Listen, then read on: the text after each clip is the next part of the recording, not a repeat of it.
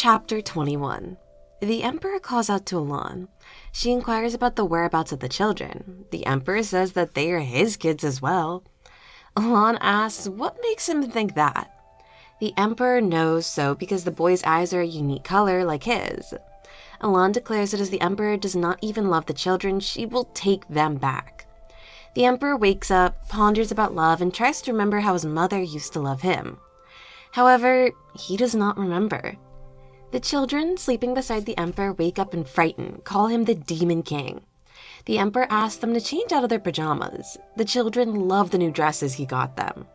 The three of them sit at the table and the Emperor tells them to eat.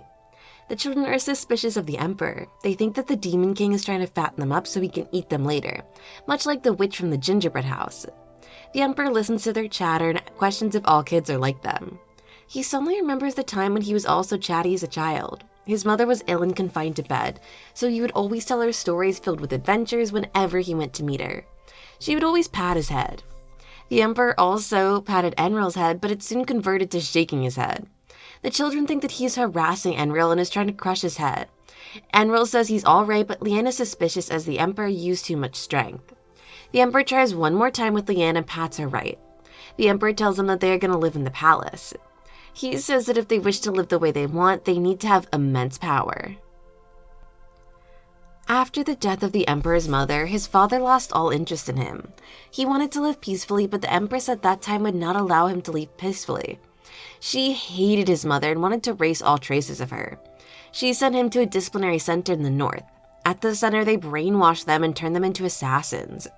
He eventually forgot all the warmth and beautiful memories, the time he spent with his mother, and became a loyal assassin. Once he had enough strength, he killed the ones abusing him. All the other assassins followed him in his vengeful quest. He killed everyone who opposed him and became the Emperor.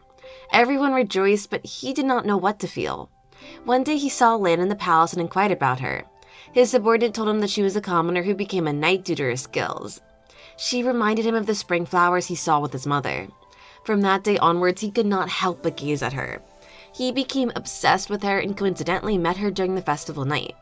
At first, he wanted to use the children as bait, but now he wanted to spend a happy life with them. He pats the sleeping children. He orders his subordinates to protect the children as the enemy is approaching. Among the debris and commotion, Elan lands on the ground, but the Emperor finds her. He says that her plan was too obvious. Elan thinks that she broke in too soon. She calls out to him formally, but the Emperor says to call him Kyle. She refuses and demands her children, as Elvire and his party can buy her a little time. The Emperor says that she'll have to defeat him first, and the two start fighting using their swords. Elan falls behind in skills because the Emperor is too powerful. He took the throne with his strength, and is a formidable opponent, and she only warmed up for a few days. The Emperor tells her to give up, and the shadow assassins appear behind her. The Emperor tells her resistance is futile and to return to him. However, Elan remembers that the Emperor knew about her pregnancy from the start and manipulated the situation from the shadows. He even went as far as to kidnap the children when she did not listen to him.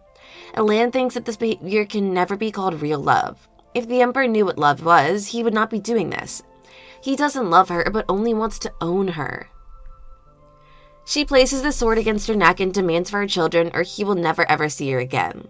The Emperor panics on the inside as he wants to live a happy life with the land and the children, but he remains calm on his face. He remains steadfast and tells the land that after she dies, the children will be of no use to him. He will get rid of them. Elan lowers the sword. Tears flowing through her eyes, carrying a painful smile, she calls the Emperor cruel.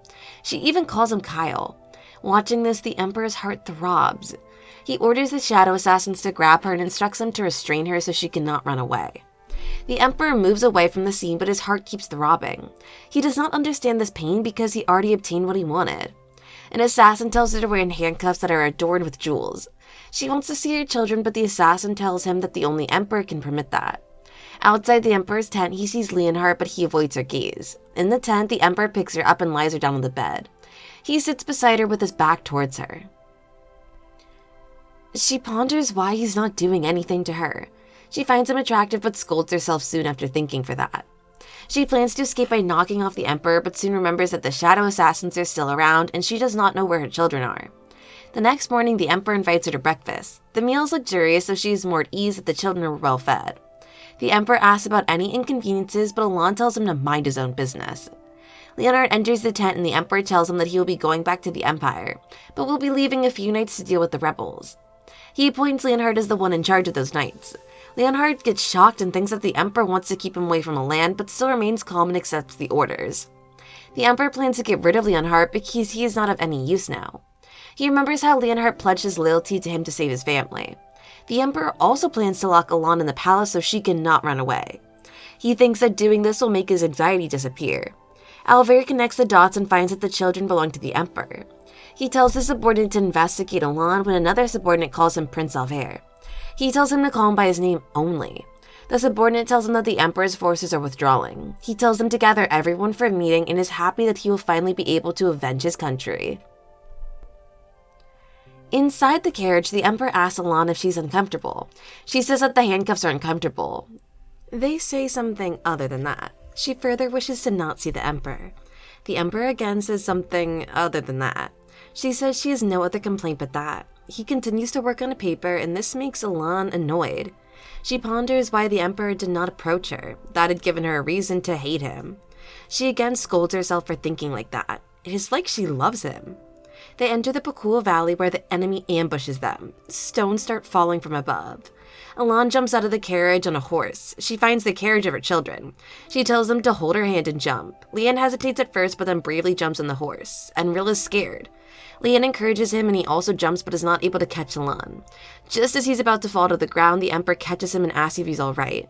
When he says he's fine, he watches the Emperor smile in relief. He's surprised that the Emperor saved him and thinks that he's a nice person. Different from how his mother described him. Alan watches Kyle save Enril and is surprised herself. Just then Leanne shouts and tells her there's no road ahead. They reach the end of the road and there was a cliff ahead, but it was too late to stop or turn around the horse. The carriage falls down the cliff. Leanne lies on the ground but Alan hangs at the cliff with her hands. Alan cannot hold much longer. Her grip loosens and she's just about to fall when the Emperor catches her with the handcuffs in her hands. He asks if this is how she's going to escape. She tells him to pull her up quickly if he's planning to save her. Just then an arrow stabs the Emperor. He bleeds and blood drops falls on Leanne's face. She's shocked but the Emperor tells him not to worry. She tries to pull her up but the enemy finds him and shoots more arrows on him. Alan fears that he will die at this rate. She tells him to let the chain go as he will die if he stays like that. The Emperor is shocked to hear that but Alan says this is a logical decision. He threatens her about her children after her death. However, she saw him save Enril and knows that he will also love the children. She tells him that and leaves them in his care. The Emperor says he cannot let her go. Alan watches the tears flow from his eyes as he tells her that she's too cruel. As he's about to lose the chain, a shadow assassin arrives from behind and pulls her up. Alan feels hazy and loses consciousness. She wakes up in a tent with the children sleeping beside her. She finds that she's no longer handcuffed. A shadow assassin arrives and tells her that the Emperor's life is not in danger. He tells her to visit the Emperor because the Emperor will feel better knowing she's alright. She asks what if she does something to him in his sleep. The shadow tells her that he does worry about that, but the Emperor needs her. She goes to see the Emperor. He's laying on the bed looking weak. He holds her hand and says that he's happy that she came to him first. The Emperor tells her to call him by his name. She pats his head and thanks him for saving her and Enril while calling his name. He closes his eyes and says that it's a nice dream, falling asleep soon after. A shadow assassin arrives in the tent and she leaves. She returns to the tent to find that the children are awake. She tells them to sleep some more. They want to sleep with her, so she lies beside them. She remembers that the Emperor looked weak like her children when she patted him. The knights still cannot catch the rebels. During the discussion, someone suggests that there might be a spy here. Hearing that, a man repels the idea awkwardly, but Leonhard notices. He says that he also thinks that there's no spy among the knights. Leonhard receives a letter through a pigeon and is notified of the recent attack. He fears that Alan would be in danger and plans to think of a plan. Alvera finds a wanted poster of Alan from 5 years ago and finds that Alan ran away from the Emperor. He also says that the person providing them support also asked not to hurt the woman being held by the Emperor. That means that Alan is a friend who's very close to the Emperor. He plans to find that person and use him to get revenge. Alan is nervous regarding the Emperor's health as he is still bedridden. She has mixed feelings that he threatened her by using her children, but also saved them. She is pacing back and forth when the children notice her. They think that she needs to use the toilet. They tell her to not hold back or she'll get constipation. They tell her to eat many vegetables. She gets awkward and tells them to listen to her. Alan goes to visit the Emperor again, but he is still bedridden. She fears about being ambushed again while the Emperor is injured. The Emperor wakes up and reaches out to him. She holds his hand worriedly. The Emperor thinks this is a dream because Elan is always with him. Elan thinks that she also wishes for it to be a dream. The Emperor used to be cold, but he saved the children, and she even saw him cry.